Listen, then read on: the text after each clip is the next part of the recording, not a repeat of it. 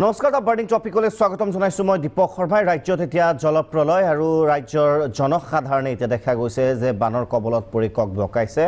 আৰু সীমাহীন এক প্ৰকাৰ দুৰ্ভোগ ভুগিবলগীয়া হৈছে কেৱল সাধাৰণ জনতাই নহয় আমি যদি সামগ্ৰিক প্ৰেক্ষাপটত চাওঁ প্ৰতি বছৰে যেতিয়া বানপানী আহে প্ৰতি বছৰে সংবাদ মাধ্যমৰ শিৰোনাম দখল কৰে বিশেষকৈ কাজিৰঙা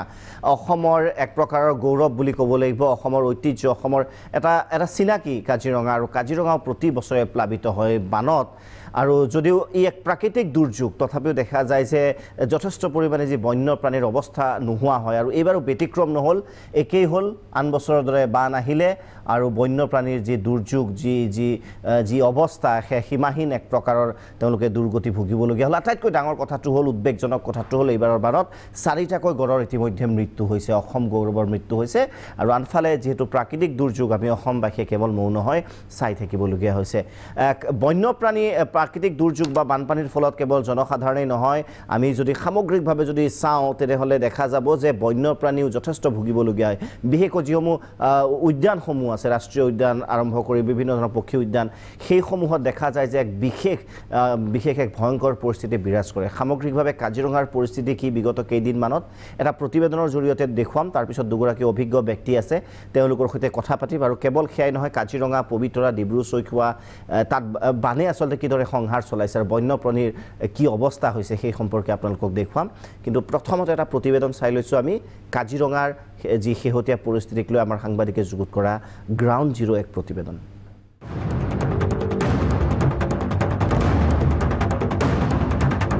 ব্ৰাড নিউজৰ কেমেৰাত বন্দী বানে ধোৱা কাজিৰঙা চাৰিওফালে পানী আৰু পানী প্ৰাগ নিউজৰ 4গৰাকী সাংবাদিকে অহৰহ দেখুৱাই আছে অভয়াৰণ্যখনৰ ছবি ওখ ঠাই বিচাৰি হাইলেণ্ডত আশ্ৰয় বন্যপ্ৰাণী তাৰ মাজতে কেমেৰাত বন্দী হ'ল এই কৰুণ দৃশ্য দখাৱৈত নিষ্প্ৰাণ এটি গড় এইবাৰ জানোৱা হওক আঁৰৰ কথাটো পানীৰ বাবে বন বিভাগে সোমবাৰে নিশা কাৰ্বি পাহাৰৰ ওখ ঠাইলৈ পঠিয়াইছিল 4টাকৈ গড় 2টা গড় সুকলমে পাৰ হৈ গৈছিল কিন্তু দুৰ্ভাগ্যবশতঃ পোৱালিসহ পাহাৰৰ পৰা পৰি গৈছিল এটা গড় 500 ফুট ওপৰৰ পৰা পৰি গুৰুতৰভাৱে আঘাতপ্ৰাপ্ত হৈছিল বন বিভাগৰ লোকে গড়টো সুস্থ কৰি তুলিবলৈ আপ্ৰাণ চেষ্টা চলাইছিল যদিও গড়টোৰ মৃত্যু হয় আৰু এইবাৰ চাওক মঙলবাৰৰ দিনৰ 12:30 দৃশ্য স্থান ইংলে পথাৰ কাষত এখন বাগিচা সেই সময়ত বাগিচাত পাত তোলাত ব্যস্ত আছিল একাংশ শ্ৰমিক আৰু প্ৰাগ নিউজৰ 4 সাংবাদিক ফটো সাংবাদিকসহ আৰু বন বিভাগৰ এটি দলৰ পোৱালিটোক বিচাৰি এক শ্বাসৰুদ্ধকৰ অভিযান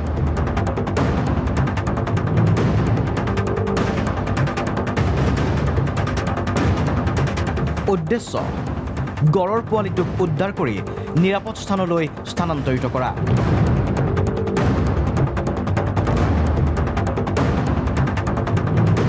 গড়ৰ পোৱালিটোক বিচাৰি উলিয়াবলৈ বনকৰ্মীও চলাইছে গুলী সন্ধানত আছিল প্ৰাগ নিউজৰ কেমেৰাও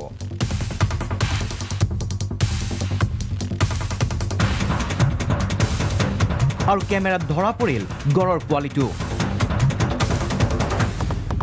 বাগান এইটো বাগানৰ মাজত সোমাই গৈছে ন হাতী খুলি চাহ বাগানৰ মাজত সোমাই গৈছে এই গড়টো এতিয়া ইয়াৰ পৰা নিবৰ কাৰণে আপ্ৰাণ চেষ্টা চলাই থকা হৈছে আৰু হঠাৎ উদ্ধাৰকাৰী দলটো আৰু প্ৰাগ নিউজৰ সাংবাদিকৰ দলটোৰ ফালে গড়ৰ পোৱালিটোৱে চোচা লৈ আহিছিল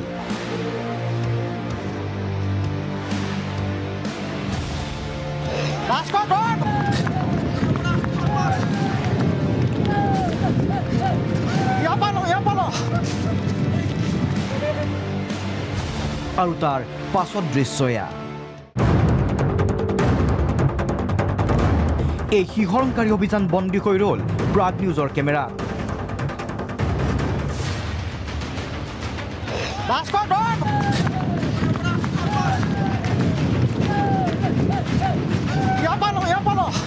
এই পৰ্যন্ত কাজিৰঙাত মৃত্যু 4টাকৈ গড়ৰ বনকৰ্মীয়ে সীমিত সুবিধাৰ মাজত আপ্ৰাণ চেষ্টা চলাইছে কিন্তু বিপদ আঁতৰা নাই মঙলবাৰে পুৱা অগাৰতলী বনাঞ্চলৰ চহৰা বন শিবিৰৰ সমীপতো পানীত ডুবি মৃত্যু এটি গড়ৰ বানত মৃত্যু কাজিৰঙাৰ কেইবাটাও হৰিণৰ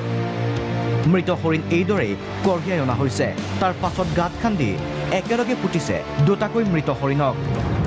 প্ৰতি বছৰে আহে এই প্ৰলয় কিন্তু নোলাবই নেকি কোনো সমাধান সূত্ৰ উত্তৰ দিব কোনে ব্যুৰো ৰিপৰ্ট প্ৰাগ নিউজ নিশ্চয় প্ৰতি বছৰে এইদৰে বলিয়াবান আহে আৰু এইদৰে দুৰ্যোগৰ সন্মুখীন হয় বন্যপ্ৰাণী আৰু আমি এই বিষয়ে কথা পাতিবলৈ দুগৰাকী বিশিষ্ট অতিথি আমাৰ লগত আছে মলয় বৰুৱা ডাঙৰীয়া আৰ্লি বাৰ্ডছৰ সভাপতি আমাৰ মাজত আছে স্বাগতম জনাইছোঁ আপোনাক আকাশদ্বীপ বৰুৱা ডাঙৰীয়া প্ৰাক্তন IFS সঞ্চালক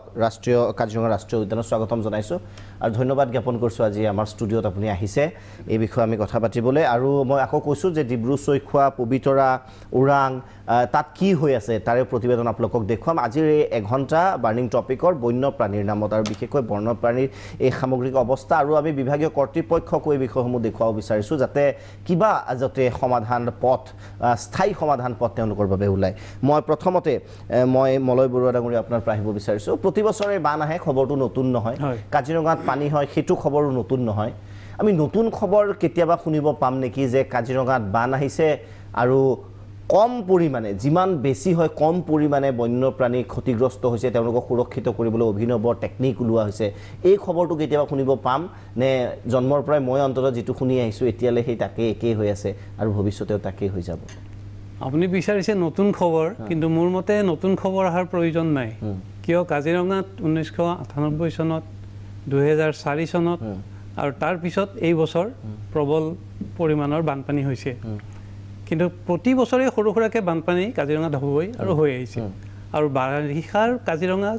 বানপানীটো কাজিৰঙাৰ বাবে প্ৰয়োজন কাৰণ সেই সময়ত কাজিৰঙাত যি 70 পৰা 80খন ডাঙৰ বিল বা সৰু সৰু পুখুৰী আছে পুখুৰীবোৰ কিয় হয় যেতিয়া বাৰিষাৰ পিছত আলিবোৰ মেৰামতি কৰা হয় সেই সময়ত বিভিন্ন মানুহ লগাই ৰাস্তাবোৰলৈ মাটি তোলে পুখুৰীবিলাক খান্দা হয় গোটেই কাজিৰঙাৰ ভিতৰত তেনেকুৱা সৰু সুৰা পুখুৰী সৃষ্টি হয়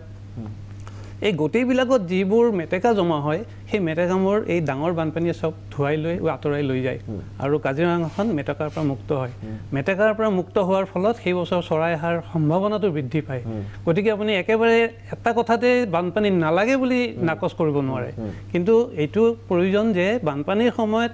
যিখিনি জীৱ জন্তু হাইলেণ্ডলৈ আশ্ৰয়ৰ বাবে যায় তাকো আপোনাৰ প্ৰতিবেদনটোত কৈছে যে দুজন বনৰক্ষীয়ে তেওঁলোকক সেইবিলাকক মানে পাহাৰৰ ফালে খেদি পঠিয়াইছে বা আগুৱাই দিছে সেইটো কৰাৰো প্ৰয়োজন নাই বন্যপ্ৰাণীয়ে নিজেই জানে যে সেই সময়ত তাৰ নিৰাপদস্থলী কোনটো সি ভালকৈ জানে কাৰ্বি আংলং যিখন অভয়াৰণ্য সন্মুখত আছে সেই ঠাইলৈ গৈ আশ্ৰয় ল'ব লাগে সেইটো যুগ যুগ ধৰি চলি আছে হাতীয়ে যেনেকৈ নিজৰ দণ্ডিটো চিনি পায় এই বানপানীৰ সময়ত ইহঁতেও নিজৰ আশ্ৰয়স্থলটো বুজি পায় কিন্তু গতিকে এই বছৰ 4টা গড় মৰিছে কিন্তু ধৰক কাজিৰঙাত যিখিনি গড় আছে তাৰ তুলনাত 4টা গড়টো খুব ডাঙৰ সংখ্যা নহয় কিন্তু মূল কথা হ'ল যে ইয়াত এসময়ত 40টাৰ পৰা 60টালৈকে গড় নিধন কৰিছিল মানুহে সেই কথাটো আমি পাহৰি যাব নালাগিব সেই পৰিপ্ৰেক্ষিতত 4টা গড়টো মই বহুত ডাঙৰ ফিগাৰ বুলি নাভাবোঁ তথাপি এইটো ঠিক যে কাজিৰঙাত বানপানী লাগিব একেবাৰে ৰোধ কৰিব নোৱাৰে মূল সমস্যা হ'ল কাজিৰঙাৰ যে কাজিৰঙাৰ ব্ৰহ্মপুত্ৰখন ঠেলি ঠেলি কাজিৰঙাৰ সীমা সংকুচিত কৰি আনিছে গতিকে সংকুচিত সীমাৰ ভিতৰত সিহঁতৰ থাকিবলৈ আশ্ৰয়স্থল নাই বিশেষ সৰু জীৱ জন্তু আপুনি গড়ৰ কথা কৈ আছে কাৰণ গড়টো এটা প্ৰাইম গতিকে তাক লক্ষ্য কৰিয়ে আমি এই কাজিৰঙাক হাইলাইট কৰি আছোঁ কিন্তু সৰু সুৰা প্ৰাণীবোৰক কোনে চাইছে এই ধৰক শহা বা বনৰৌ জাতীয় প্ৰাণী বিভিন্ন ধৰণৰ হৰিণা এইবোৰ কিমান মৰিছে তাৰ হিচাপ নাই এইটো এটা সৌভাগ্যৰ কথা যে এতিয়ালৈকে গড়ৰ বাহিৰে ঢেকীয়াপতীয়া বাঘ মৰাটো আমি এতিয়ালৈকে প্ৰমাণ পোৱা নাই কিন্তু এইটো ক'ব নোৱাৰে যে বাঘ নহয় পানী যোৱাৰ পিছত আপুনি গম পাব যে ক'ৰবাত গৈ পেলাই এটা বাঘৰ জকাটো যদি মই এডমিট কৰি লওঁ কথাটো এনেকুৱা বুলি ক'ব পাৰি নেকি যে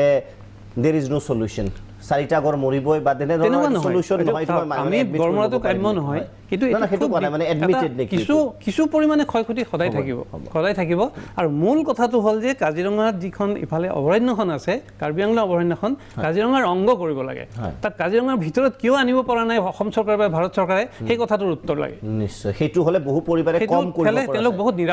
নিৰাপদ হ'ব যে আপোনাৰ ওচৰত আহিব কাজিৰঙাৰ সৈতে যিহেতু আপুনি জড়িত হৈ আছিল সামগ্ৰিক সঞ্চালনৰ দায়িত্বত আছিল প্ৰতি বছৰে মাকে একে প্ৰশ্ন যে প্ৰতি বছৰে বান আহে ৰাইজেও ভাবে যে কিবা এটা কৰিব নোৱাৰি নেকি আশা কৰে যে কিবা এটা কৰিব নোৱাৰি অকণমান পাৰ্মানেণ্ট ধৰণৰ সলিউশ্যন আকৌ কৈছোঁ যিটো যে সাধাৰণ কেজুৱেলিটিটো হ'বই সেইটো তাৰ কোনো তাত ৰোধ কৰিব নোৱাৰে কিন্তু অকণমান এক্সট্ৰা এফৰ্ট দিলে ভাল কিবা স্কিম লগালে ক'ৰবাত কিবা হ'ব নেকি আপুনি কিছু সময় আগতে বৰুৱা ডাঙৰীয়াক নতুনত্ব সুধিছিলে মই এটা কথা ক'ব পাৰোঁ যে যোৱা বছৰ বন বিভাগে এটা বিশেষ পদক্ষেপ লৈ পেলাই 33টা ওখ হাইলেণ্ড বনাইছে তাৰপিছত ডাঙৰ হাইলেণ্ড আৰু সেই হাইলেণ্ড কেইটাই এইবাৰ আপুনি সকলোৱে প্ৰত্যক্ষ কৰিছে যে কিদৰে তাতে মানে বন্যপ্ৰাণী কেনেকৈ আশ্ৰয়স্থল হিচাপে এইবাৰ সহায় দিছে আৰু প্ৰত্যেক বছৰ বানপানী হয় আৰু বড়ো ডাঙৰীয়ে কৈছে যে আমি বানপানী কাজিৰঙাৰ ক্ষেত্ৰত দুৰ্যোগ হিচাপে চোৱাটো ভুল ধাৰণা কাৰণ কাজিৰঙা সংৰক্ষণৰ কাৰণে কাজিৰঙা বন্যপ্ৰাণী সংৰক্ষণৰ কাৰণে তাহাঁতৰ প্ৰজননৰ কাৰণে আমাক বানপানী প্ৰয়োজন সাধাৰণ মই এটা উদাহৰণ দিছোঁ এতিয়া কাজিৰঙা ৰাষ্ট্ৰীয় উদ্যান হ'ল আপোনাৰ এশিঙীয়া গড়ৰ আমাৰ পৃথিৱীৰ ভিতৰতে অন্যতম আশ্ৰয়স্থল গড়ৰ জীৱিকাৰ কাৰণে আপোনাক ঘাঁহ লাগে পানী লাগে আৰু গড়ে পচন্দ কৰে মিহি ঘাঁহ আৰু দিনটোত 6-7 ঘণ্টা 10 ঘণ্টালৈকে পানীত বুৰগৈ থাকে এতিয়া কাজিৰঙা 1 নম্বৰ আশ্ৰয়স্থল এইকাৰণে হৈছে কাৰণ তাতে পৰ্যাপ্ত পৰিমাণে পানী আছে তাতে প্ৰায় 90টা ওপৰ আপোনাৰ পাৰ্মানেণ্ট তাত জলাশয় আছে আপোনাৰ টেম্পৰেৰী 200ৰ অধিক টেম্পৰেৰী মানে আপোনাৰ ছিজনেল জলাশয় তাত সৃষ্টি হয় আৰু পৰ্যাপ্ত পৰিমাণে তাত ঘাঁহ আছে আৰু যদি বানপানী নাহে আপোনাৰ পানীখিনি দূষিত হৈ পৰিব যিখিনি মূলমূত্ৰ যিখিনি আপোনাৰ নিৰ্গত হয় আমাৰ সেইখিনি আপোনাৰ গোটেই আপোনাৰ পৰিস্থিতিটো দূষিত কৰিব পানীখিনি লেতেৰা হ'ব নতুন ঘাঁহ নোহোৱা হ'ব তাৰপৰা যিখিনি মেটেকা আছে মেটেকাখিনি যদি আপুনি ধৰক আপুনি তাত অনুমান কৰক যে যদি 2-3 বছৰ যদি বৰষুণ নহয় আপোনাৰ যিমান মেটেকা আছে সকলো মেটেকা পেলাই যিমান জলাশয় যিমান পানী অঞ্চল আছে ঢাকি পেলাব তেতিয়া পশু পক্ষী ক'ত যাব গড় ক'ত যাব এতিয়া যেতিয়া বানপানী যেতিয়া আহে এই সকলো ধৰক মেটেকাখিনি চাফা হ'ল দূষিত পানীখিনিও আঁতৰি গ'ল আপোনাৰ যিমান আপোনাৰ মল মূত্ৰ যিখিনি আপোনাৰ মানে আৱৰ্জনা আছিলে সেইখিনি চাফা হ'ল নতুন পানী আহিলে নতুন পলস আহিলে নতুন পলসৰ লগতে আপোনাৰ নতুন ঘাঁহ আহিলে আপোনাৰ যিখিনি গছ পুলি আছে সজীৱ হ'ল কাৰণ আমি তাতে কেৱল গড়েই নহয় তাতে আপোনাৰ ধৰক নানান বিভিন্ন প্ৰজাতিৰ আপোনাৰ হৰিণা আছে মানে হাতী আছে বা বাঘ ভালুক আছে এই সকলো খাদ্য সম্ভাৰ এই গোটেই খাদ্য সম্ভাৰখিনি যদি বানপানী নাহে যদি পানী নাহে মই এজ বন বিভাগে নিশ্চয় ক'ব পাৰোঁ যে আমাৰ কাজিৰঙা নিশ্চয় সংকটত পৰিব হয় যেতিয়া বানপানী আহে যেতিয়া পানী অধিক মাত্ৰাভাৱে আহে নিশ্চয় আমি উদ্বিগ্ন হৈ পৰোঁ আমি কোনো নিবিচাৰোঁ যে মানে যাতে জীৱ জন্তু যাতে কোনো মৃত্যু নহয় কিন্তু এক প্ৰাকৃতিক নীতি প্ৰকৃতিৰ ৰীতি আৰু বন বিভাগে যিমান পাৰে কেনেকৈ কমাব পাৰে এই মৃত্যু সংখ্যা তাৰ কাৰণে চেষ্টা চলাই আহিছে আৰু যোৱা বছৰ হাইলেণ্ডখিনি আপোনাৰ দেখিছেই আৰু যোৱা 2 বছৰ যিটো আপোনাৰ 2017 চনত যিটো বানপানী হৈছিলে তাৰ সমানে তুলনাত বানপানী হৈছে সেই বছৰ 14টা গড় মৃত্যু হৈছিলে দুৰ্ভাগ্যক্ৰমে এই বছৰ এতিয়ালৈকে 4টা মৃত্যু 4টা কম কৰা হৈছে আমি আশা ৰাখিছোঁ নিশ্চয় হাইলেণ্ডখিনিও ডেফিনেটলি এইবাৰ কিছু পৰিমাণে হ'লেও সহায় কৰিছে কিন্তু আমি সন্তুষ্টি ডেফিনেটলি ল'ব নালাগিব যে উই আৰ ছেটিছফাইড আল্টিমেট হয় যে য'ত নাম্বাৰ আমি 0 কৰিব চেষ্টা কৰিব লাগে সদায় এইটোৱে প্ৰচেছ হ'ব লাগে আৰু মই আকৌ কৈছোঁ কেৱল কাজিৰঙাই নহয় কাজিৰঙা যদি মেইন ফ'কাছত থাকে আন অভয়াৰণ্যৰ কথাও যদি আমি কওঁ পবিতৰাৰ যদি কি হৈছে গোটেই বানপানীৰ সহায়ত যদি পবিতৰাৰ আমি এখন প্ৰতিবেদন আপোনালোকক যদি দেখুৱাব পাৰোঁ হয় দীপক নিশ্চয়কৈ এতিয়া ক'ব লাগিব যে সমগ্ৰ ৰাজ্যতে এতিয়া বানে সংহাৰী ৰূপ ধাৰণ কৰিছে ইয়াৰ সমান্তৰালকৈ কাজিৰঙা যি ৰাষ্ট্ৰীয় উদ্যান আছে কাজিৰঙা ৰাষ্ট্ৰীয় উদ্যানৰ লগতে যি পবিতৰা অভয়াৰণ্য আছে পবিতৰা অভয়াৰণ্য এতিয়াও বানৰ কবলৰ পৰা পৰিলক্ষিত হৈছে আৰু অভয়াৰণ্যখনে 90% বানৰ কবলৰ পৰা ইতিমধ্যে পৰিলক্ষিত হৈছে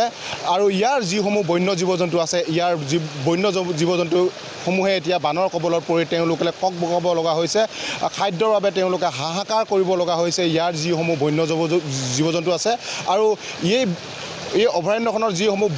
জীৱ জন্তু এই জীৱ জন্তুসমূহে এতিয়া ওখ স্থান বিচাৰি হাহাকাৰ পৰিস্থিতিৰ এক উদ্ভৱ হোৱা পৰিলক্ষিত হৈছে মই ভিডিঅ' জাৰ্নেলিষ্টক মই দেখাবলৈ অনুৰোধ কৰিছোঁ এইটো হৈছে পবিতৰা জাগিৰোডৰ পৰা পবিতৰাৰ যিটো সংযোগী পথ আছে এই সংযোগী পথটোতো এতিয়া বানৰ কবলত পৰা পৰিলক্ষিত সম্পূৰ্ণভাৱে পথটোৰ ওপৰেদি পানী বাগৰি গৈছে বানপানী কোবাল খুদ বাগৰি যোৱা পৰিলক্ষিত হৈছে মই ইয়াৰে এজন স্থানীয় যি যুৱক আছে আমি তেখেতৰ সৈতে কথা পাতিবলৈ চেষ্টা কৰিম যে অভয়াৰণ্যখনত কিমান শতাংশ বানপানীৰ সৃষ্টি হৈছে অভয়াৰণ্য ধৰক আপোনাৰ 90% জীৱ জন্তুৰ অসুবিধা হৈছে 90% পানীৰ ওপৰত আছে 90% আপোনাৰ জীৱ জন্তু এতিয়া পানীৰ কবলত পৰি আছে জীৱ জন্তু খাদ্য হেৰিত ভুগি আছে তেওঁলোকৰ থকা ঠাইৰ বাবে তেওঁ ওখ স্থানৰ বাবে হাহাকাৰ কৰিব লগা হৈছিল ওখ স্থানৰ কাৰণে হাহাকাৰ মানে আপোনাৰ যিটো পবিতৰা এইটো দেখা পাইছে আপোনালোকে যিটো আপোনাৰ পবিতৰাটো জাগিৰোডলৈ য'ত ৰাস্তাৰ ওপৰেদি পানী বগৰি আছে আৰু এতিয়া মানুহটো থাকিবলৈ ঠাই নাই এতিয়া জীৱ জন্তু থাকিবলৈ ঠাই ক'ত থাকিব আৰু একদম সকলো পানীৰ কবলত আছে সঁচাকৈ হাহাকাৰ পৰিস্থিতি হৈছে সাগৰৰ নিচিনা দেখা গৈ আছে চব সাগৰ হৈ গৈছে আৰু হয় নিশ্চয়কৈ এতিয়া ক'ব লাগিব যে পবিতৰা যি অভয়াৰণ্যৰ যি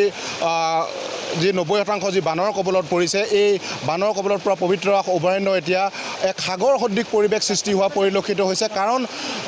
90% বানৰ কবলত পৰি এতিয়া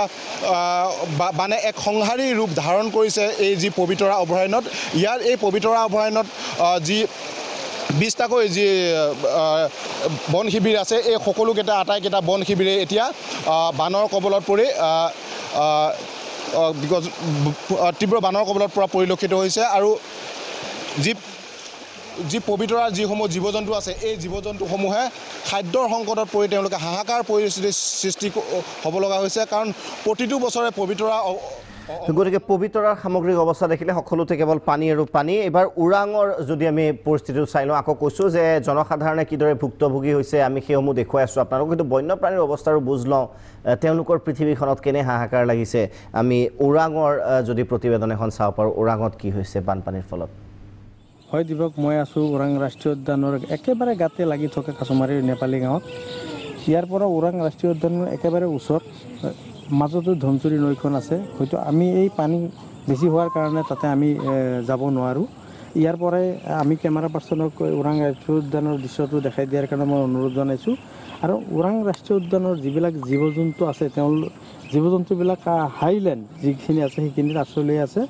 ওৰাং উদ্যানখনৰ 70% তাৰমানে বনাঞ্চল পানীৰ তলত আছে 30টাকৈ কেম্প পানীৰ তলত তাৰমানে আধালৈকে পানী হৈছে আৰু সেই কেম্পবিলাকত দৰং জিলা বন বিভাগে তাৰমানে খাদ্যৰ যোগান ধৰিছে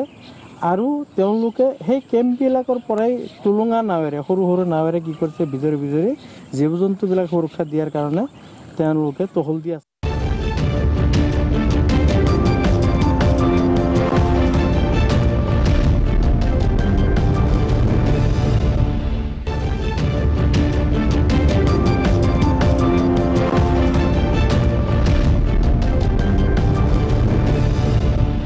নিশ্চয় সেয়া আপোনালোকে ওৰাং দেখিলে ডিব্ৰু চৈখোৱাটো কি হৈছিল চাই লওঁ তাৰপিছত আমি আলোচনা কৰিম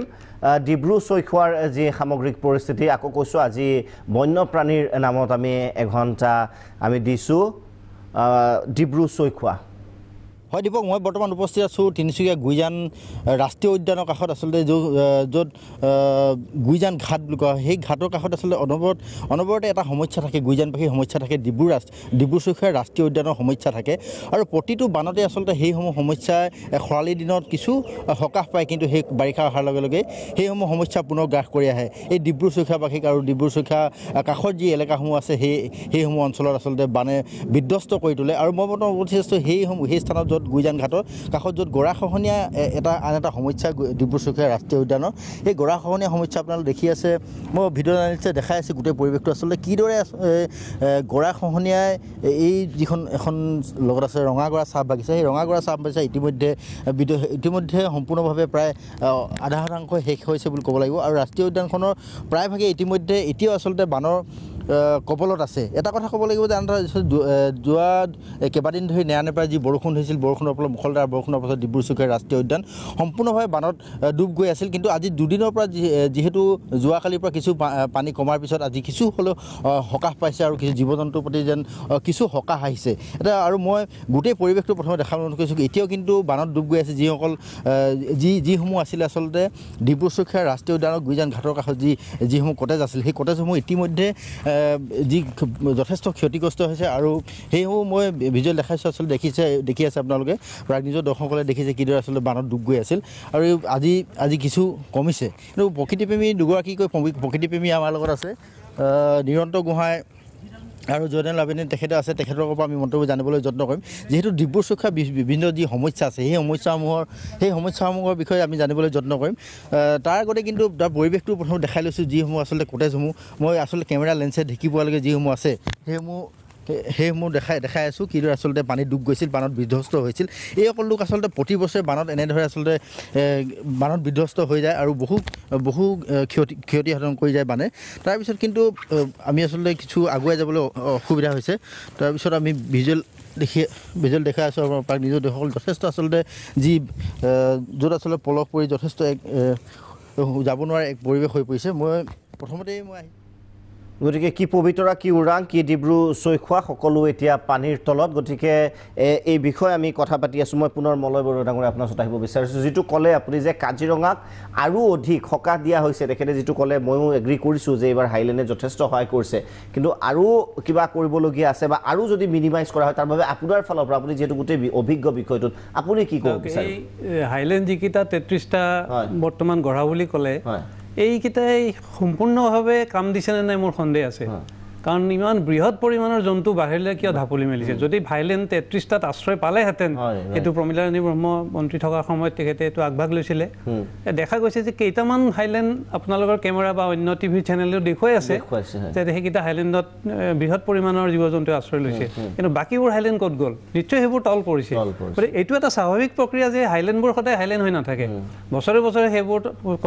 ক্ৰমে তললৈ গৈ থাকে, এদিন মাটিৰ লগত মিহলি হৈ যায়। 1996 চনত ভাৰতীয় সামৰিক বাহিনীয়ে কাজিৰঙাক 12টা হাইলেণ্ড উপহাৰ দিছিলে। সেই হাইলেণ্ডকেইটা প্ৰকৃতাৰ্থত হাইলেণ্ড আছিলে। তেওঁলোকে সেই সময়ত হিচাপ দিছিলে 1 কোটি টকা খৰচ কৰা বুলি সেই হাইলেণ্ডত, আৰু সেই হাইলেণ্ডকেইটা মই দেখিছিলোঁ যে 2004 চনলৈকে কাৰ্যক্ষম হৈ আছিলে। যথেষ্ট পৰিমাণে দীৰ্ঘ সময় ধৰি তেওঁলোকে উচ্চতা মেইনটেইন কৰিছিলে, যাৰ ফলত তাত যথেষ্ট পৰিমাণে জীৱ জন্তু আশ্ৰয় পাইছিল। কিন্তু এইবাৰত মই দেখিছোঁ যে পুতৌ লগা অৱস্থা, যে এই হাইলেণ্ডকেইটা নিশ্চয় অসম চৰকাৰে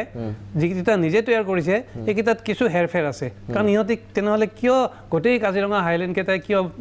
ওপৰলৈ মূৰটো দাঙি থাকিব নোৱাৰিলে? এই কথাটো এটা তদন্ত হ'ব লাগে আচলতে, যে হাইলেণ্ড প্ৰকৃতাৰ্থত হাইলেণ্ড হিচাপে কৰা হোৱা নাই নেকি? নে ভবা নাছিল যে এইবছৰ সৰ্বোচ্চ সীমাৰেখা পানীয়ে ক্ৰছ কৰিব? সেইটো হয়তো ভবা নাছিল। পূৰ্বৰ যিটো সীমাৰেখা আছিল ইয়াৰ আগৰ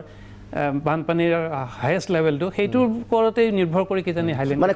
বিশেষকৈ হাইলেণ্ডৰ ক্ষেত্ৰত এটা টেম্পৰেৰী ৰিলিফ আপুনি যিটো ক'লে যে হাইলেণ্ডবিলাক দৰ্শকক জনাব বিচাৰিছোঁ, এতিয়া ওখ ঠাই বনোৱা হয়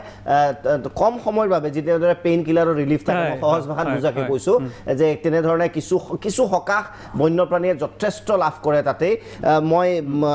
সেইটো হয়, লগতে কিন্তু সেইবোৰ 2-3 বছৰলৈ কাৰ্যক্ষম হৈ থাকে,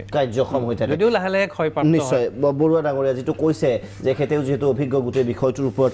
হাইলেণ্ডসমূহো আমি ছেটিছফেক্টৰীভাৱে এতিয়ালৈ বনাব পৰা, সেইটো ৰকেট ছায়েন্স নহয়। মই যিমানজন জানো, মই ধৰক যিমানজন হাইলেণ্ড বনোৱাটো এটা ৰকেট ছায়েন্স নহয়, quite a easy task for a government, for a force. আপুনি কি ক'ব?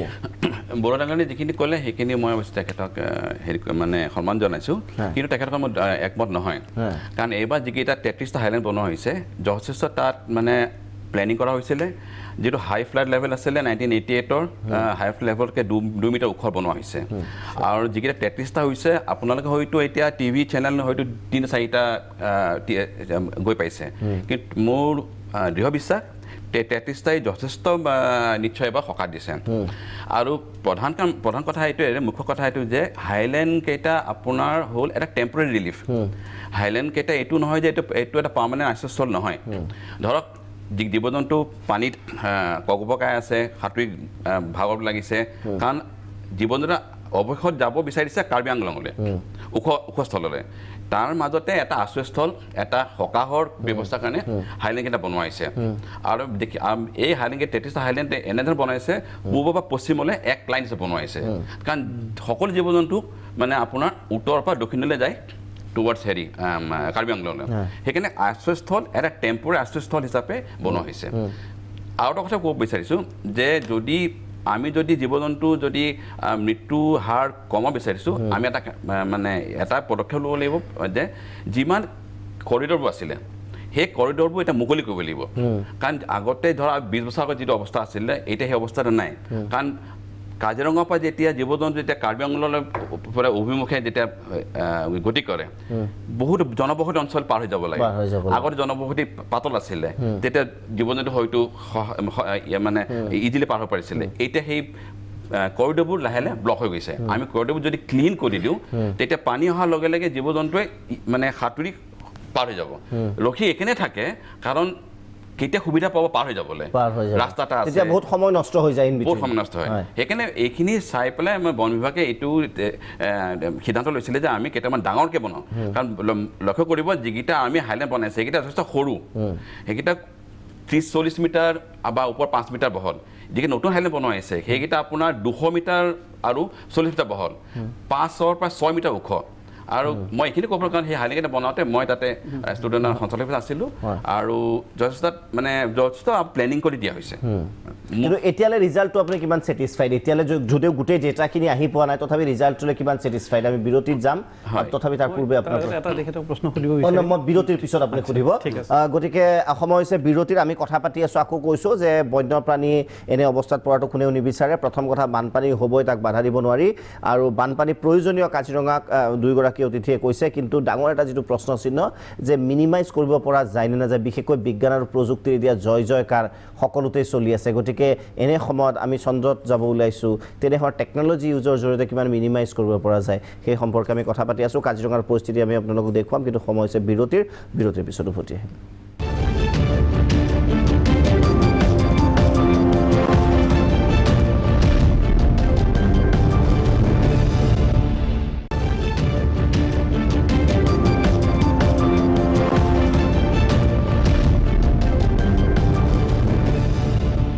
উভতি আহিছোঁ বিৰতিৰ পিছত। আজি বন্যপ্ৰাণীৰ সংকটৰ কথা আমি পাতি আছোঁ। আপোনালোকক পবিতৰা, ওৰাং, ডিব্ৰু চৈখোৱাৰ দৃশ্য দেখুৱালোঁ। উৎপল বৰা সাংবাদিক আমাৰ প্ৰতিবেদন যুগুচাইছিল কাজিৰঙাক লৈ। কাজিৰঙাত কি পৰিস্থিতি, কিদৰে এতিয়া এক প্ৰকাৰৰ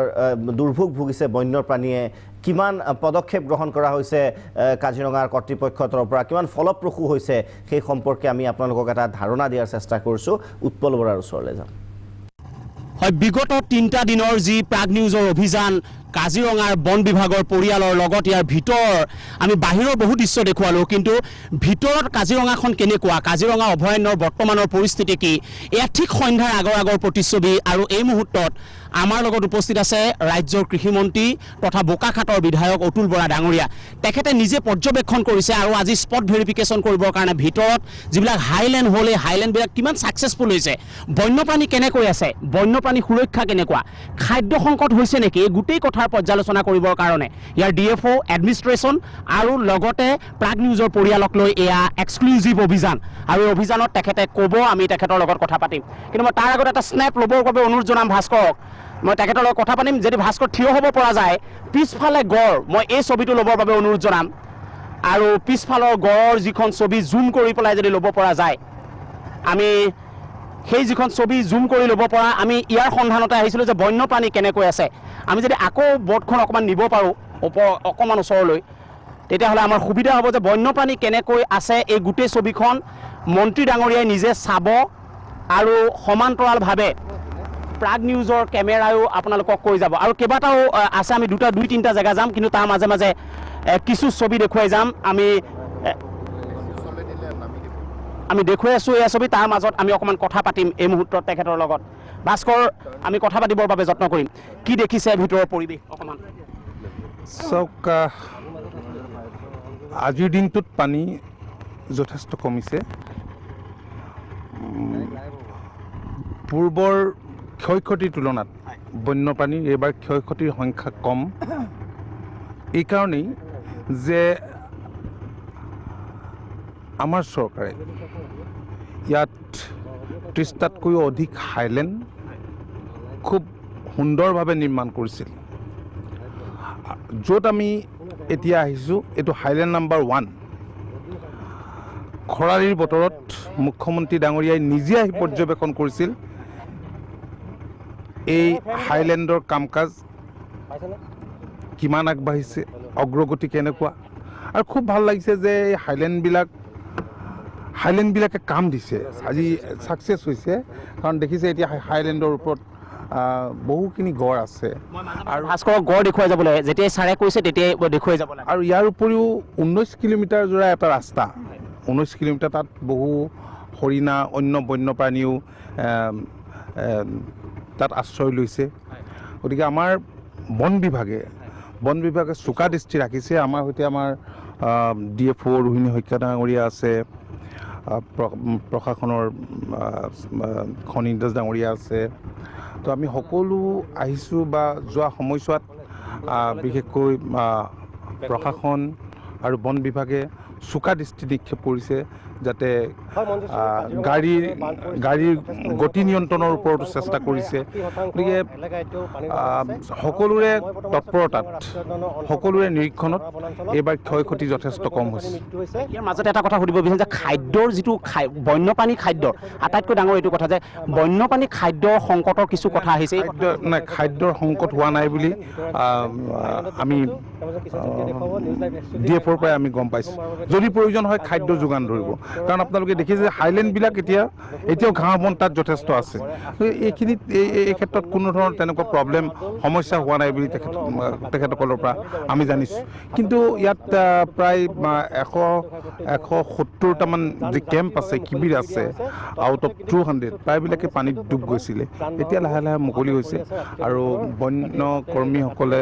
বন বিভাগৰ সকলো কৰ্মীয়ে সকলো বিষয়া কৰ্মীয়ে চোকা দৃষ্টি ৰাখিছে যাতে বন্যপ্ৰাণীৰ কোনো ধৰণৰ ক্ষয় ক্ষতি নহয় পিছৰ পৰিস্থিতি মোকাবিলা কৰিবৰ কাৰণে আপুনি কথা পাতিছে নেকি নাই পিছৰ পৰিস্থিতিৰ প্ৰথম কথা মই ভাবোঁ যে অধিক হাইলেণ্ড ইয়াত আৰু নিৰ্মাণ কৰিব লাগিব অধিক হাইলেণ্ড ইয়াত নিৰ্মাণ কৰাৰ প্ৰয়োজন আছে কাৰণ হাইলেণ্ডে কাম দিছে গতিকে ইয়াৰ পৰা প্ৰমাণ হয় যে অধিক হাইলেণ্ড বনালে মই ভাবোঁ যে ইয়াৰ যিবিলাক বন্যপ্ৰাণী আছে সেইবিলাক ৰাস্তা পাৰ হৈ পাহাৰলৈ যাব নোখোজিব কাৰণ পাহাৰলৈ ইফালে যোৱাৰ পিছত হততে অভিযোগ আহে পশু বা অন্য বন্যপ্ৰাণী ঘূৰি নাহে বুলি নিধন হয় বুলি এয়া হৈছে আপুনি দেখা পাইছে যে মন্ত্ৰী ডাঙৰীয়াৰ বক্তব্য তাৰ মাজে মাজে আমি ডিপাৰ্টমেণ্টৰ যিসকল লোক আছে তেখেতসকলৰ লগত অকণমান কথা পাতিবৰ বাবে যত্ন কৰিম DFO আছে তেখেতৰ লগত অকণমান কথা পাতিম তেখেতে কেনেকুৱা ধৰণৰ কথা কয় ভিতৰৰ পৰিৱেশটো অকণমান জনাব লাগে যে ভিতৰৰ পৰিৱেশটো কেনেকুৱা বন্যপ্ৰাণী সুৰক্ষা বন্যপ্ৰাণী খাদ্য এই গোটেইখিনি হয় আমাৰ বৰ্তমান পানীটো ৰিচিড হৈছে আজি যথেষ্ট পৰিমাণে কমিছে ন হয় যথেষ্ট পৰিমাণে কমিছে আৰু ভিতৰৰ যিখিনি জন্তু কেনেধৰণে আছে হয় ভিতৰত যিখিনি আমাৰ নেচাৰেল হাইলেণ্ডছ কিছুমান আছে সেই হাই গ্ৰাউণ্ডছখিনিত জন্তুবিলাকে আশ্ৰয় লৈ আছে আৰু লগতে বহুতখিনি জীৱ জন্তু আপোনাৰ কাষৰ এই পাহাৰ কাৰ্বি আংলং পাহাৰ আমাৰ 4th এডিশ্যন আৰু সেইবিলাক এৰিয়াত আমাৰ আশ্ৰয় লৈ আছেগৈ ধন্যবাদ মই আকৌ আহিম কিন্তু মই অনুৰোধ জনাম SDRFক যে অকণমান আমি যদি যাব পাৰোঁ ওচৰলৈ ঠিক পিছফালৰ ছবিটো যদি কেপচাৰ কৰিব পৰা যায় মই অনুৰোধ জনাইছোঁ সতীৰ্থ ভাস্কৰক এই মুহূৰ্তত প্ৰায় একেলগে এটা জুম আমি যেনেকৈ কওঁ গড়ৰ এটা টিম আপুনি দেখুৱাইছোঁ এইটো হাইলেণ্ড 2 আৰু একেলগে আপুনি চাওক যে গড় এনেকৈ দেখা যিখন ছবি এখন প্ৰায় দুৰ্লভ কিন্তু ভিতৰত কেনেকৈ আছে আৰু পোৱালি আছে প্ৰধানকৈ ইয়াত গড়ৰ পোৱালি আপুনি দেখিব যে গড়ৰ পোৱালি আছে আৰু DFO ইতিমধ্যে কৈছে যে হাইলেণ্ডখিনি খুব ছাকচেছ হৈছে আৰু একেবাৰে সন্ধ্যাৰ আগৰ আমি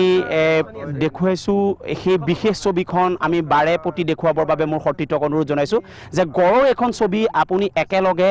এই মুহূৰ্তত যে যিটো খাদ্য সংকটৰ কথা তেখেতসকলে কৈছে যে খাদ্য সংকট হোৱা নাই ভিতৰত পৰ্যাপ্ত পৰিমাণে সেউজীয়া ঘাঁহ আছে বুলি কৈছে সমান্তৰালভাৱে এই হাইলেণ্ডখিনি যথেষ্ট পৰিমাণে সফল হৈছে বুলি কৈছে আৰু তাৰ প্ৰতিচ্ছবি কিন্তু চকুৰ আগত যে হাইলেণ্ডখিনি একমাত্ৰ ৰক্ষা কৱচ হৈ পৰিল এবাৰ এই গোটেই তেওঁলোকৰ যিটো জীৱনৰ চেল্টাৰ বা জীৱনৰ যিটো সুৰক্ষা এই গোটেই সুৰক্ষাটো কিন্তু মোৰ পিছফালৰ এই ছবিখনে ক'ব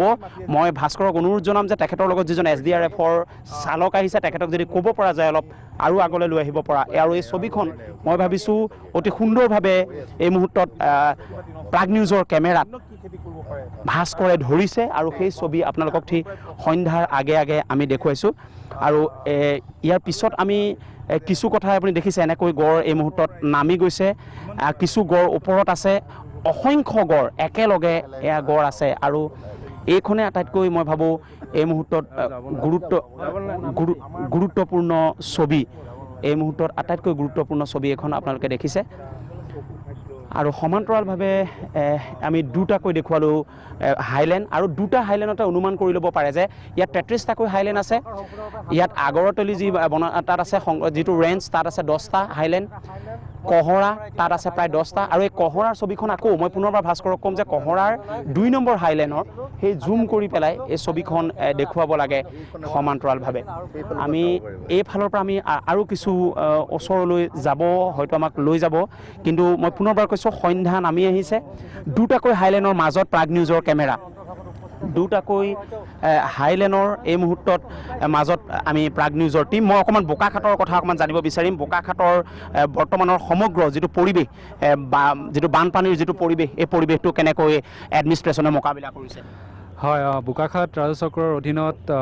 ৭৪খন ৰেভিনিউ গাঁও এফেক্ট হৈছে তাৰ প্ৰায় ৮৫,০০০ পপুলেশ্যন আৰু তাৰ কাৰণে প্ৰশাসন আমি সষ্টম হৈ আছোঁ বানপীড়িত ৰাইজক আমি উদ্ধাৰ কৰিছোঁ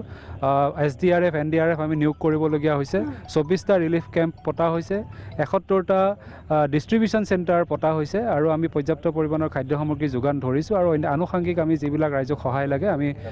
কৰি আছোঁ চৰকাৰৰ ফালৰ পৰা কেনেকুৱা ধৰণৰ সহযোগিতা আপোনালোকে আমি সম্পূৰ্ণ ধৰণৰ সহযোগিতা পাইছোঁ ঊৰ্ধ্বতম কৰ্তৃপক্ষই আমি যি ধৰণে বিচাৰোঁ ৰাইজক সহায় কৰিবলৈ এই অৱস্থাত সকলোখিনি আগবঢ়াইছে আমি সষ্টম হৈ আছোঁ এই ক্ষেত্ৰত আৰু মই অতুল বৰা ডাঙৰীয়ালৈ এটা প্ৰশ্ন সকলো ৰাইজে এই মুহূৰ্তত এই প্ৰশ্নটো হয়তো জানিব বিচাৰিব যে কৃষিভূমি অত্যন্ত এইবাৰ ক্ষতিগ্ৰস্ত হৈছে কাৰণ আহাৰ শাওণমহীয়াই এই যিটো বাৰিষা বা যেনেকুৱা ধৰণৰ ঢল আহিল প্লাৱন আহিল ইয়াৰ পিছত মোকাবিলা কৰিবলৈ কৃষিভূমি কেনে গতিকে কাজিৰঙাৰ ভিতৰত কি হৈছে আমি আপোনাক দেখুৱাইছোঁ সময় হৈছে বিৰতিৰ পিছত উভতি আহিম আমি দুগৰাকী বিশিষ্ট অতিথি উপস্থিত আছে তেওঁলোকৰ পৰা আমি জনাৰ চেষ্টা কৰি আছোঁ যে বানৰ কবলত পৰি যিহেতু কক বকাইছে কাজিৰঙাই আমাৰ কৰণীয় কি আছে কি কৰা হৈছে ভৱিষ্যতে আৰু কি কৰিব লাগিব বিৰতিৰ পিছত উভতি আহিম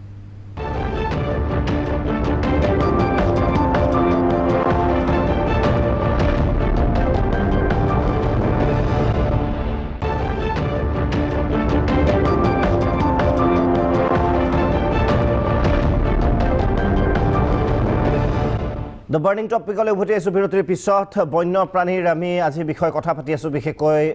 বানপানীৰ ফলত কিদৰে দুৰ্ভোগ ভুগিবলগীয়া হৈছে বন্যপ্ৰাণীয়ে আৰু এইবাৰ আমি মলয় চান্দিল্য আমাৰ জ্যেষ্ঠ সাংবাদিক মলয় চান্দিল্যৰ এক প্ৰতিবেদন আপোনালোকক দেখুৱাব বিচাৰিছোঁ কাজিৰঙাৰ ভিতৰৰ পৰা কাজিৰঙাত এতিয়া হাহাকাৰময় পৰিস্থিতি ইতিমধ্যে আমি দেখাইছোঁ যে যোৱা ৩ দিন ধৰি দেখাইছোঁ কাজিৰঙা কিদৰে বানৰ কবলত পৰিছে আৰু বানৰ কবলত পৰাৰ পাছত পশুসকলৰ কি অৱস্থা হৈছে আৰু ইতিমধ্যে আপোনালোকে দেখা পাইছে ৰাজপথত এতিয়া পহুকে ধৰি বন্যপ্ৰাণী ইতিমধ্যে বিচৰণস্থলী হৈ পৰিছে কাৰণ তেওঁলোকে ওখ ঠাই বিচাৰি ৰাজপথলৈ নামিছে আৰু সেয়েহে ইতিমধ্যে সকলো বনকৰ্মীসকল সষ্টম হৈ গৈছে যাতে ৰাজপথত যাতে কোনো ধৰণৰ দুৰ্ঘটনা নহয় আৰু তাৰ বাবে ইতিমধ্যে টাইম কাৰ্ডৰ ব্যৱস্থা কৰিছে আৰু টাইম কাৰ্ডৰ জৰিয়তে কোনো যাতে অভাৰ স্পীডত যাতে কোনো যাব নোৱাৰে তাৰ কাৰণে ইতিমধ্যে ব্যৱস্থা কৰিছে আৰু সেয়েহে প্ৰতিখন দুইফালৰ পৰা অহা বাহনসকলক টাইম কাৰ্ড দিয়া হয় যাতে সময় নিৰ্ধাৰিত সময়তে তেওঁলোকে পাৰ হৈ যাব লাগিব তাতকৈ যাতে অভাৰ স্পীডত যাতে তেওঁলোক যাব নোৱাৰে তাৰ কাৰণে ইতিমধ্যে প্ৰশাসনৰ ফালৰ পৰা বা বন বিভাগৰ ফালৰ পৰা ইতিমধ্যে তেওঁলোকৰ নিৰ্ধাৰণ কৰিছে কোনখন গাড়ী কিমান স্পীড লিমিট আৰু আপোনালোকে দেখা পাইছে যে এতিয়া এই যি বানৰ যি বিভীষিকা সেই বিভীষিকাত ইতিমধ্যে বহু বন্যপ্ৰাণী মৃত্যু ঘটিছে আৰু সেই মৃত্যু ঘটাৰ পাছতে ৰাজপথত দেখা গৈছে সষ্টম হৈ পৰিছে আৰক্ষীকে আৰম্ভ কৰি বন বিভাগৰ সকলো ব্যস্ত হৈ পৰিছে আৰু ইতিমধ্যে আপোনালোকে প্ৰিভিউ স্ক্ৰীণত দেখা পাইছে যে ইতিমধ্যে স্থানীয় বিধায়ক তথা মন্ত্ৰী অতুল বৰা আহি উপস্থিত হৈছে তেওঁ বুজ লৈছে যাতে টাইম কাৰ্ডৰ অৱস্থিতি কেনেকুৱা কোনো বাহন যাতে দ্ৰুতগতিত তেওঁলোকে আগ নাবাঢ়ে তাৰ বাবে ইতিমধ্যে মন্ত্ৰীগৰাকীয়ে সকলোৰে পৰা বুজ লৈছে আপোনালোকে দেখা পাইছে আৰু সেই যি ব্যৱস্থা সেই ব্যৱস্থা কৰাৰ ফলত যাতে কোনো ধৰণৰ পশুৰ যাতে কোনো ক্ষতি নহয় তাৰ কাৰণে ব্যৱস্থা হৈছে মই পুনৰ আহিছোঁ অতুল বৰা ডাঙৰীয়ালৈ কেনেকুৱা ধৰণৰ আপুনি পৰ্যালোচনা কৰিছে বা কেনেকুৱা ধৰণৰ দেখা পাইছে এতিয়ালৈকে চাওক যোৱা দিনকেইটাত কালি পৰহি টাইম কাৰ্ড দিছে গাড়ীবিলাক ধীৰ গতিৰে চলিছে আৰু সেই ক্ষেত্ৰত আমাৰ প্ৰশাসন বন বিভাগ এনফৰ্চমেণ্ট সকলো একেলগে লগ লাগিব লাগে এই কামখিনি কৰিছে ৰাইজৰ সহযোগিতা আছে এইবাৰ বন্যপ্ৰাণীৰ মৃত্যুৰ সংখ্যা কম কাৰণ যিবিলাক হাইলেণ্ড আমাৰ চৰকাৰে নিৰ্মাণ কৰিছিল হাইলেণ্ড নিৰ্মাণ কৰাৰ ফলত সেই হাইলেণ্ডবিলাকতে তেওঁলোকে আশ্ৰয় লৈছে গতিকে যিখিনি পাৰ হৈছিল নিৰাপদে পাৰ হৈছে দুই এটা এনেকুৱা ঘটনা সংঘটিত হ'ল সিদিনা এটা পশু মৰিছে কাৰণ পশুবিলাক কি হয় লাইট যোৱাৰ পিছত যিবিলাক দীঘলীয়া গাড়ী চাগে ধৰক দীঘলীয়া ট্ৰাক যদি থাকে আমাৰ DFO কৈছে যে গাড়ীখন ধীৰে ধীৰে যায় পাৰ হৈ যোৱাৰ পিছত জঁপিয়াই দিয়ে পিছফালৰ টুকুৰাই খুন্দিয়াই তেনেকৈ বহু পশু মাৰে এইবাৰ ইমান তেনেকুৱা হোৱা নাই দুই এটা ঘটনা সংঘটিত হৈছে গতিকে এইটো এটা স্বাভাৱিক অস্বাভাৱিক নহয় কাৰণ যিবিলাক হাইলেণ্ড আমাৰ চৰকাৰে বনাইছিলে সেই হাইলেণ্ডবিলাকে কিন্তু এবাৰ যথেষ্ট বন্যপ্ৰাণী আশ্ৰয় লোৱাত সহায় কৰিছে আৰু মই ভাবোঁ যে অদূৰ ভৱিষ্যতে আৰু প্ৰয়োজন আছে আৰু চৰকাৰে এইখিনি নিশ্চয় কৰিব ইতিমধ্যে দেখা গৈছে যে মন্ত্ৰীগৰাকীয়ে নিজে পৰ্যালোচনা কৰিছে তেওঁ সকলোখিনি তেওঁ নিজে তন্ন তন্নকৈ চাইছে কোনো যাতে কোনো দুৰ্ঘটনা নহয় তাৰ বাবে সকলো বুজ লৈছে তেওঁ আৰু ইতিমধ্যে দেখা পাইছে যে প্ৰতিখন বাহন ৰখাই তেওঁলোকক চোৱা হৈছে বা তেওঁলোকক কোৱা হৈছে প্ৰতিজন বন বিষয়ে কোৱা হৈছে যাতে তেওঁলোকে যাতে দ্ৰুত বেগত যাতে কোনো ধৰণৰ গাড়ী নচলায় যাতে কোনো ধৰণৰ দুৰ্ঘটনাৰ সন্মুখীন হ'ব লগা নহয় তাৰ বাবে সষ্টম হৈ পৰিছে বন বিভাগ আৰু সকলোৱে তেওঁলোকে নিজাকৈ তেওঁলোকে পৰীক্ষা কৰি চাইছে আৰু বন বিভাগৰ লোক বহুকেইজন উচ্চপদস্থ বিষয়াসকলো ইয়াত উপস্থিত হৈছেহি আৰু এই যে বৃহৎ আকাৰৰ যি গাড়ী বা যিসমূহ চুপাৰ আছে বা তেওঁলোকৰ লাইটৰ কাৰণে বহু পহুকে ধৰি বহু বন্যপ্ৰাণীৰ বহু অসুবিধাৰ সন্মুখীন হয় আৰু সেয়েহে যাতে কোনো ধৰণৰ অসুবিধা পৰিব লগা নহয় পহুসকলক কোনো ধৰণৰ অসুবিধা পৰিব লগা নহয় তাৰ বাবে ইতিমধ্যে বন বিভাগৰ লোকসকলে তন্নকৈ পৰীক্ষা কৰিছে মোৰ লগত এগৰাকী বিষয়া আছে মই আপোনাৰ ওচৰলৈ আহিছোঁ কেনেকৈ চাইছে আপোনালোকে বিষয়টো গোটেই মেটাৰটো এতিয়া আমাৰ টাইম কাৰ্ডটো ইছ্যু হৈ আছে আৰু মেটাৰটো আমি এতিয়া খুব লাহে লাহে যাতে গাড়ীবোৰ যায় তেনেকৈ আমি চোৱা চিতা কৰি আছোঁ আমাৰ লগত আমিতো এনফৰ্চমেণ্ট ব্ৰাঞ্চৰ ট্ৰান্সপৰ্ট ডিপাৰ্টমেণ্ট আৰু ফৰেষ্ট আছে পুলিচ আছে সকলোৱে একেলগে লগ হৈ আমি জইণ্টলি কাম কৰি আছোঁ যাতে অভাৰ স্পীডিং কৰিব নোৱাৰে আৰু কাজিৰঙাৰ জীৱ জন্তুৰ সুৰক্ষাৰ বৃহত্তৰ স্বাৰ্থতে আমি সকলোৱে লগ হৈ একেলগে কাম কৰি আছোঁ আৰু এতিয়ালৈকে আমি ভাল কাম কৰি আছোঁ বুলি আমি নিজেই বিশ্বাস কৰোঁ ধন্যবাদ ইতিমধ্যে দেখুৱাইছে মোৰ লগত আছে DFO মই আপোনাৰ ওচৰলৈ আহিছোঁ টাইম কাৰ্ডৰ যিটো ব্যৱস্থা কৰিছে খুব ভাল পদক্ষেপ হৈছে টাইম কাৰ্ডৰ পৰা কেনেকুৱা ধৰণৰ সুফল পাইছে এতিয়ালৈকে হয় আমি টাইম কাৰ্ডৰ ব্যৱস্থা কৰিছোঁ যাতে এই ৰাষ্ট্ৰীয় ঘাইপথত আমাৰ স্পীডটো নিয়ন্ত্ৰণ থাকে তো ইয়াতে যথেষ্ট সুফল পাইছোঁ আমি টাইম কাৰ্ডৰ লগতে যিটো আমাৰ হেৰি হয় আপোনাৰ কনভয় চিষ্টেম কৰি দিছোঁ তো আমি ৰাইজক অনুৰোধ জনাই দিছোঁ যে যাতে 10 মিনিট বা 15 মিনিট তেওঁলোকে ৰৈ দিয়ে জীৱ জন্তুৰ সুৰক্ষাৰ ক্ষেত্ৰত আৰু তেওঁলোকে ৰৈ এতিয়া 10 মিনিট ৰোৱাৰ পিছত যিটো কনভয় হয় সেই কনভয়টোক আমি এখন টাইম কাৰ্ড দি পেলাই পঠাই দিওঁ আকৌ নেক্সট তেনেকৈ আকৌ 15 মিনিটৰ কাৰণে এটা হল দিওঁ এনেকৈ আমি এটা গেপ দিয়াৰ কাৰণে সেই 15 মিনিট বা 10 মিনিট যিটো পাইছোঁ সেই সময়ছোৱাত আমাৰ জীৱ জন্তুবিলাক ক্ৰছ কৰিব ধৰিছে ফাইন বা জৰিমনাৰ ব্যৱস্থা কেনেকুৱা কিবা আছে নেকি হয় অনাৰেবল গ্ৰীণ ট্ৰিবিউনেলৰ এটা নিৰ্দেশনা আছে যাৰ মৰ্মে মানে যদি কোনোবাই ভাইলেট কৰে তো 5,000 টকা ফাইন জৰিমনা আছে দেখা পাইছে যে ইতিমধ্যে সমগ্ৰ পৰিৱেশ ইতিমধ্যে আমাৰ ভাস্কৰে দেখুৱাইছে কেমেৰা ভাস্কৰ আৰু ইতিমধ্যে মন্ত্ৰীগৰাকীয়ে পুনৰ দেখাইছোঁ মন্ত্ৰীগৰাকীয়ে প্ৰতিটো কথা তেনেকৈ তন্নকৈ বুজ লৈছে প্ৰতিটো তেওঁ খবৰ লৈছে যাতে কোনো ধৰণৰ পশু যাতে কোনো ধৰণৰ ক্ষয় ক্ষতি হ'ব নোৱাৰে তাৰ বাবে সকলোখিনি ব্যৱস্থা তেওঁ নিজে কৰিছে আৰু এই যে যিখিনি বানৰ বিভীষিকা আমি পুৱাৰে পৰা দেখাইছোঁ আৰু মোৰ সতীৰ্থ উৎপলেও দেখুৱাইছিলে যে ভিতৰৰ অৱস্থাত কি ধৰণে সমস্যা পুনৰ বিৰতিৰ পিছত আমি প্ৰতিবেদনসমূহ আপোনালোকক দেখুৱালোঁ দুগৰাকী অতিথি আছে তেওঁলোকৰ সৈতে আমি কথা পাতিম কিন্তু বিৰতিৰ পিছত এই বিষয় সন্দৰ্ভত আলোচনা কৰিম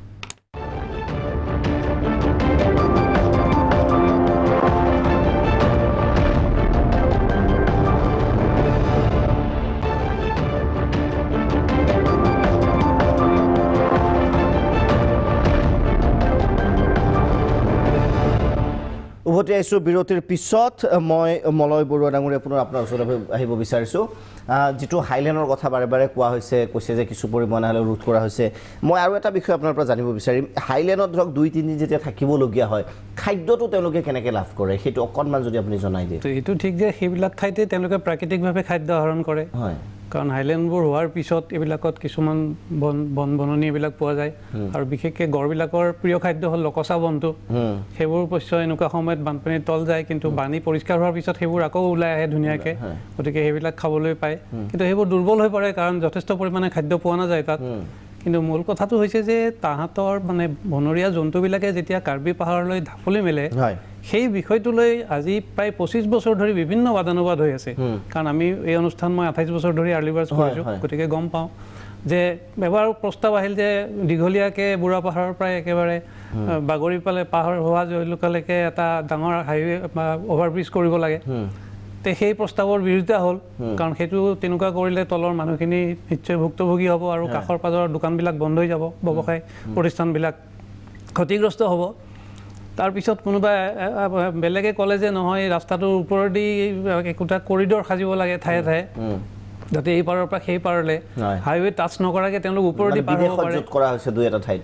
যাতে ওপৰেদি পাৰ হ'ব পাৰে মানে সাঁকো হিচাপে পাৰ হৈ যাব তেনেকৈ যাবলৈ কৰিব পাৰে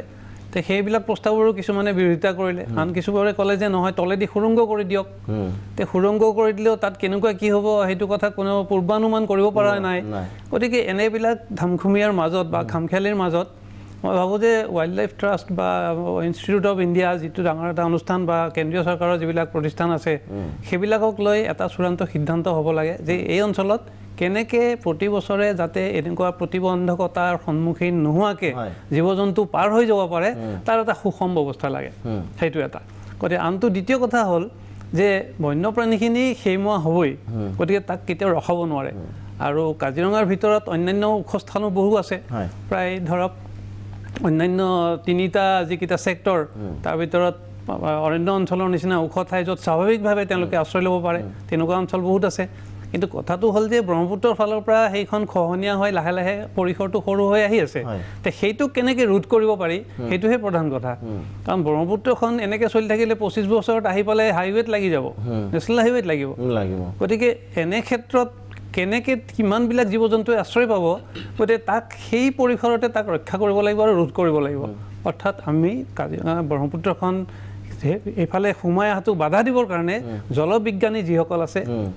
তেওঁলোকৰ লগত কেন্দ্ৰীয় চৰকাৰে পৰামৰ্শ কৰক অসমত আমাক ব্ৰহ্মপুত্ৰৰ দুয়োপাৰে হাইৱে নালাগে আৰু খননো নালাগে কিন্তু সেই অঞ্চলটো এইটো প্ৰায় 30 কিলোমিটাৰ দীঘল অঞ্চল এটা যদি চৰকাৰে ৰক্ষা কৰিব পাৰে সেইখিনি অঞ্চলতে কিবা এটা কৰক আৰু জলবিজ্ঞানীৰ লগত ব্যৱস্থা কৰি কেন্দ্ৰীয় চৰকাৰে উচ্চ পৰ্যায়ত এটা সিদ্ধান্ত লৈ আহক এইটোৱে বিচাৰোঁ আৰু মই বিৰতিৰ আগতেই আপোনাক কৈছিলোঁ যে এটা প্ৰশ্ন সুধিব পাৰিব প্ৰশ্নটো হ'ল যে এইটো যে তেখেত কাজিৰঙাৰ ডাইৰেক্টৰ হিচাপে আছিলে আজি 1.5 বছৰ আগলৈকে সেই সময়ত তেখেতে মই সুধিব খোজোঁ যে কাৰ্বি আংলং যিখন অৰণ্য কাজিৰঙাৰ লগত লাগি আছে সেই অৰণ্যখন কাজিৰঙাত অন্তৰ্ভুক্তিৰ কাৰণে তেখেতৰ দিনত অসম চৰকাৰক বা ভাৰত চৰকাৰক কিবা প্ৰস্তাৱ দিছিলে নেকি অথবা এই সময়ত কাজিৰঙাৰ সেই অঞ্চলটো ইয়াৰ কাজিৰঙাৰ অন্তৰ্ভুক্ত কৰিবলৈ চৰকাৰে কিবা যুঁজা কৰিছে বুলি আপুনি জানে নেকি এইটোৱে মোৰ প্ৰশ্ন নিশ্চয় এই ক্ষেত্ৰত এটা কথা ক'ব বিচাৰিছোঁ যে এলিফেণ্ট ৰিজাৰ্ভ বুলি এটা প্ৰস্তাৱ লোৱা হৈছিলে য'ত নেকি কাৰ্বি আংলঙৰ অঞ্চল আৰু কাজিৰঙা অঞ্চল অন্তৰ্ভুক্ত কৰি এটা ইউনিট গঠন কৰাৰ কথা ভবা হৈছিলে সমস্যাটো এতিয়া হৈছে যে যদিও আমি কাজিৰঙা অন্তৰ্গত কৰোঁ কাৰ্বি আংলং আৰু কাজিৰঙাৰ মাজত যিখিনি আপোনাৰ জনবসতি স্থল আছে সেইখিনি তাক লৈ যিখিনি ধৰক অসুবিধা হয় বা যিখিনি হেৰিয়াত সেইখিনিয়ে আমি সমাধান কৰিব নোৱাৰিলে বা যিখিনি কৰিডৰ যিখিনি আমি যে মুকলি কৰিব নোৱাৰোঁ সেইটোৱে মই ভাবোঁ কি আমাৰ ডাঙৰ প্ৰত্যাহ্বান যদি আমি কৰিডৰখিনি মুকলি কৰিব পাৰোঁ জীৱ জন্তু যদি মানে কষ্ট বা বিঘিনি নোহোৱাকৈ পাৰ হৈ যাব পাৰে মোৰ বোধেৰে নিশ্চয় যিখিনি আমি অলপ আলাঠনি হয় বা আমি যিখিনি মৃত্যু যিখিনি সন্মুখীন হয় সেইখিনি হয়তো নিশ্চয় কমিব কিন্তু তাৰ বাবে যিখিনি ক'লে আপুনি স্থানীয় যিখিনি মানুহ আছে সেইখিনিৰ লগতো কথা পতাৰ প্ৰয়োজন হ'ব মানে আপুনি চিধাই এভিকশ্যন সেইটোতো কৰি দিয়াৰ সম্ভৱে নহয় গোটেই কথাটো আপুনি যিটো কৈছে মোৰ প্ৰশ্নটো আছে যে কাজিৰঙা অভয়াৰণ্যখনক কাৰ্বি আংলং অভয়াৰণ্যখনক কাজিৰঙাৰ যিটো নেশ্যনেল পাৰ্কৰ ষ্টেটাছ সেইটোলৈ আনিব পাৰিনে নোৱাৰে সেইটো আনিব পাৰিম নাই সেইটো ক্ষেত্ৰত মই অৱগত নহয় মই জনামতে হয়তো এতিয়ালৈকে তেনেধৰণৰ প্ৰস্তাৱ যোৱা নাই সেইটো এটা যথেষ্ট গুৰুত্বপূৰ্ণ আপুনি বাৰে বাৰে এম্ফেচাইজ কৰি আছে বস্তুটোৰ ওপৰত সেইটো হ'লে এটা পাৰ্মানেণ্ট চলিউশ্যনৰ দিশে আগবঢ়া যায় কিয় হোৱা নাই বুলি ভাবে আপুনি যিহেতু লাগি আছে কিয় হোৱা নাই বুলি মই দেখিছোঁ যে বহুত মানুহৰ বাসস্থান ভিতৰত বহুত মানুহ আছে চেগা চেঙাকৈ মানুহখিনি বাসস্থান আছে আৰু এইখিনি মানুহে তাত সেই সময়ত কিন্তু আগতে বৰ্তমানৰ কথা নকওঁ যে আগতে বহু সময়ত তেওঁলোকে হৰিণাবিলাক হত্যা কৰিছিল আৰু অন্যান্য জীৱ জন্তুও মাৰিছিলে এইটো পেপাৰবিলাকতে বিভিন্ন সময়ত ৰিপৰ্ট হৈছিলে কিন্তু বৰ্তমান পৰিস্থিতি উন্নত হৈছে হ'লেও কিন্তু কথা হ'ল যে গড় বা এনেকুৱা জাতীয় প্ৰাণীবিলাক আজি যে গড়টো খেদি উঠি পৰি তললৈ পৰি বাগৰি মৰিলগৈ সেইটো নিশ্চয় তেনেকুৱা সময়ত মানুহৰ হয়তো সন্মুখীন হৈছে বা খেদা কুৰাত সি হয়তো তেনেকৈ বাগৰি পৰিব পাৰে কাৰণ সি নিজৰ নিৰাপত্তাটো সি নিশ্চয় ভালদৰে বুজে কোনোবাই যদি হস্তক্ষেপ নকৰে বা হৰিণা কি গড়টো নিশ্চয় বাগৰি নপৰিলে হয় সেইকাৰণে মই গুৰুত্ব দিওঁ যে সেই অঞ্চলটোক নেশ্যনেল পাৰ্কৰ অন্তৰ্ভুক্ত কৰিব লাগে ৰাষ্ট্ৰীয় উদ্যান যদি ঘটনা সেইখিনিক অন্তৰ্ভুক্ত কৰিব পাৰি তাতে নিৰাপদ আশ্ৰয় পাব কাৰণ তেতিয়া মানুহখিনিক তাৰ পৰা বেদখলমুক্ত কৰা সহজ হ'ব সেইটোৱে সেইটো মানুহখিনিক কনফিডেন্স লৈ মানে এক প্ৰকাৰৰ ছাষ্টেইনেবল যিটো ছিকিউৰিটি এই ধৰণৰ বিষয় এটা কৰিব লাগিব দুইটাৰ মাজত আপোনাৰ পৰা জানিব বিচাৰিছোঁ এইটো সময়ত যিটো অনেষ্টলি মই আপোনাৰ পৰা উত্তৰটো জানিব বিচাৰিছোঁ এইটো সময়ত যিটো এক্সপাৰ্টাইজৰ প্ৰয়োজন হয় মানে এক্সট্ৰা এফৰ্টৰ প্ৰয়োজন হয় আমি আজি গোটেইটো কথা নাপাতো যে কাজিৰঙাৰ ষ্ট্ৰেংথ কিমান কি মেন পাৱাৰ আজি আমি সেই বিষয়ে বিষয়ে নাপাতো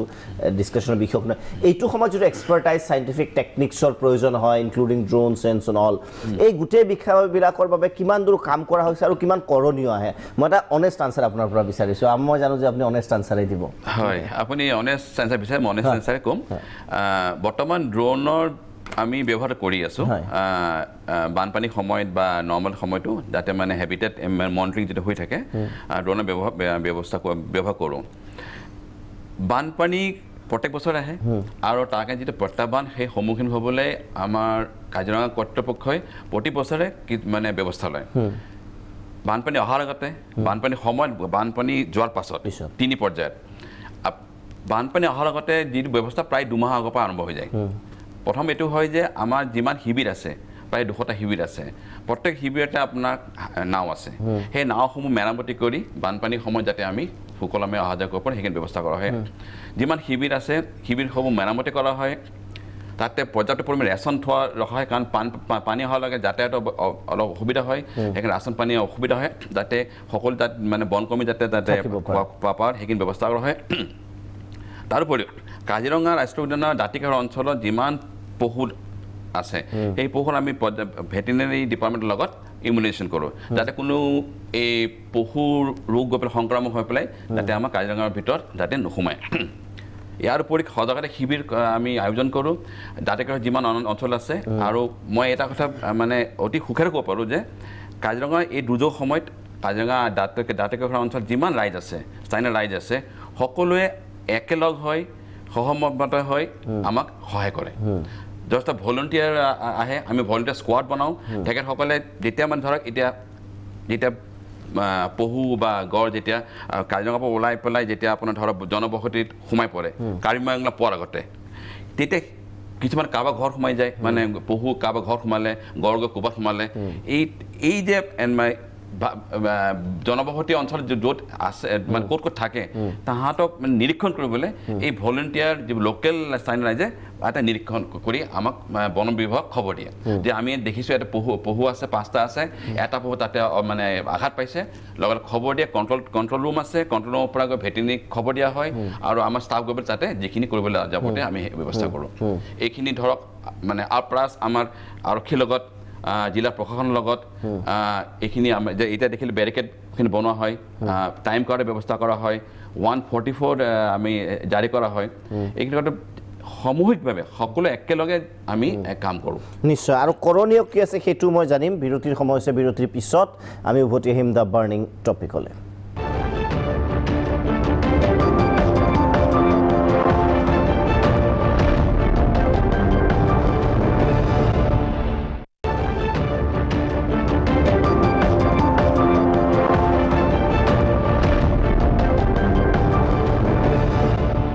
উভতি আহিছোঁ আমি শেষ অংশলে দ্য বাৰ্ণিং টপিকৰ মই মলয় বৰুৱা ডাঙৰীয়া আপোনাৰ ওচৰত আহিব বিচাৰোঁ যদি আমি সদায় সমস্যাৰ কথা পাতোঁ চলিউশ্যনৰ এটা পাৰ্মানেণ্ট এইখিনি যিখিনি ক'লে যে বছৰে লোৱা আপোনাৰ মতে পাৰ্মানেণ্ট চলিউশ্যনটো আপুনি কি যিহেতু আপুনি অভিজ্ঞ আপোনাৰ কথা শুনিব কৰ্তৃপক্ষই যদি এই অনুষ্ঠান চাই আছে শুনিব অসমৰ জনতাই শুনিব আপুনি কি ক'ব বিচাৰে যে অকণমান পাৰ্মানেণ্ট ধৰণৰ চলিউশ্যন কি হ'ব পাৰে পাৰ্মানেণ্ট চলিউশ্যন মানে আমি যদি কওঁ যে বানপানী হ'ব নালাগে সেইটো নহয় বানপানীটো আহিবই তে বানপানীক উপযুক্তভাৱে প্ৰতিৰোধ কৰিব পৰাকৈ বা মিনিমাইজ যিটো কৰিব পাৰে তাৰ ইম্পেক্টটো যাতে মিনিমাইজ কৰিব পাৰি তাৰ কাৰণে যিবিলাক বিশেষজ্ঞসকলে কৈছে বা যিসকলে আজি লাগি আছে এইবাৰেই দেখা গৈছে যে ক্ষতি বহুত কম হৈছে আগতে যেনেকুৱা হৈছিল 88 চনত বা 2004 চনত যিমানটা গড় মৰিছিল সেই পৰিমাণে এইবাৰ ক্ষতি হোৱা নাই কিন্তু এইবাৰ সৰ্বোচ্চ স্তৰটো পাৰ হৈ গৈছে বানপানীৰ লেভেলে গতিকে এতিয়া আমি ব্ৰহ্মপুত্ৰখন চমু চাপি আহিছে কাজিৰঙাক ঠেলি ঠেলি কোন ঠাচা কৰা বুলি কয় একেবাৰে চমুৱাই আনিছে কাজিৰঙাৰ আয়ুস গতিকে সেই ক্ষেত্ৰত অসম চৰকাৰ সচেষ্ট হওক এই দীঘলীয়া পৰিক্ৰমাটো মানে প্ৰায় 40-45 কিলোমিটাৰ অঞ্চল যদি তেওঁলোকে কাজিৰঙাখনক বচাবৰ কাৰণে সেই অঞ্চলত এটা ডাঙৰ ডাইক মথাউৰি জাতীয় বা কিবা এটা বনাব পাৰে সেইফালে যাতে সেইটো পাৰ হৈ যাতে কাজিৰঙাখনক পৰৱৰ্তী ঠেলি আনিব নোৱাৰে সেই ৰক্ষণাবেক্ষণটো দিয়া অতি প্ৰয়োজন আৰু সেইটোৰ পৰিকল্পনা এতিয়াৰ পৰা আৰম্ভ কৰিব লাগে সেই পৰিকল্পনাটো অকল অসম চৰকাৰ নহয় ইয়াতে ভাৰত চৰকাৰৰ বিভিন্ন বিভাগক জড়িত কৰিব লাগে আৰু বিশেষজ্ঞৰ পৰামৰ্শ ল'ব লাগে যাতে সেইটো ভাঙি পানীয়ে একেবাৰতে ঠেলা মাৰি আহি সোমাই কাজিৰঙা উঠাই বহাই নিব নোৱাৰে নিশ্চয় এতিয়া পানীটো মানে স্বাভাৱিক প্ৰক্ৰিয়াৰে সি ঠেলি অলপ অলপকৈ বাঢ়ি আহিছে কিন্তু যদি সেইটো ভাঙি পালে পানী সোমাবলৈ হয় তেতিয়া কথা আৰু বেছি বিস্তৃত হ'ব বৰুৱা ডাঙৰীয়া আপোনাৰ শেষ কনক্লুজন যি ছাজেশ্যন বা আপুনি কি ভাবে যে এই বস্তুটো আৰু অধিক ইম্প্ৰুভ কৰিব পাৰি কি ক'ব সেই মুহূৰ্তত এইবাৰ আমি দেখিলোঁ যে হাইলেণ্ডখিনি যথেষ্ট সকাহ দিছে জীৱ জন্তুক 33টা হাইলেণ্ড বনোৱা হৈছে আৰু নিশ্চয়ভাৱে আমি আৰু কিছু তেনেধৰণৰ হাইলেণ্ড নিৰ্মাণ কৰিব কথা ভাবিব পাৰোঁ য'ত নেকি আৰু আশ্ৰয়স্থল দিব পাৰি এইটো এটা পদক্ষেপ ল'ব পাৰোঁ আমি আৰু দ্বিতীয়তে যিখিনি কাজিৰঙা কৰ্তৃপক্ষই যিখিনি ব্যৱস্থা লৈছে সেইখিনি মই মোৰ বোধহয় যথেষ্ট ভাৱে বোধহয় ঠিকেই লৈছে আৰু হয়তো মনিটৰিংটো যদি এতিয়া আপুনি ড্ৰোনৰ কথা পাতিলে